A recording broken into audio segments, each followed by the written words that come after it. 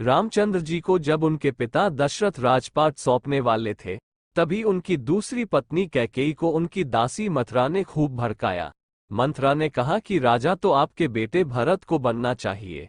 इसके बाद कैकेयी ने राजा दशरथ से 2 वर मांगे। पहला, भरत को गद्दी मिलनी चाहिए और दूसरा, राम को 14 वर्ष तक वन में रहना होगा।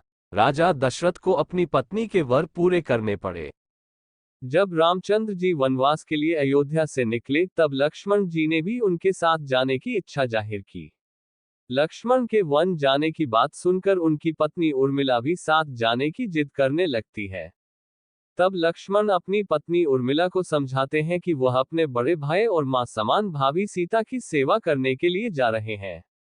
अगर तुम वनवास में साथ चलोगी तो मैं ठीक तरह से सेवा नहीं कर पाऊंगा। लक्ष्मण के सेवा भाव को देखकर उर्मिला साथ जाने की जिद छोड़ देती है और महल में ही रुक जाती है।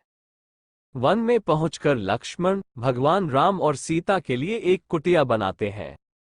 जब राम और सीता कुटिया में विश्राम करते थे, तब लक्ष्मण बाहर पहरेदारी करते थे।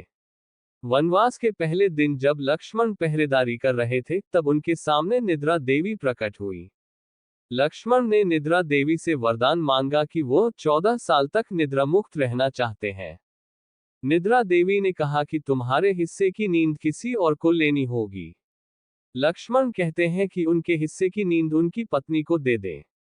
इस कारण लक्ष्मण 14 साल तक नहीं सोए और उनकी पत्नी उर्मिला लगातार 14 वर्ष तक सोती रही। 14 वर्ष बाद जब भगवान राम और माता सीता के साथ जब लक्ष्मण अयोध्या वापस आए, तब नींद की अवस्था में रामचंद्र जी के राजतिलक समारोह में उर्मिला भी उपस्थित थी। ये देख लक्ष्मण को हंसी आती है।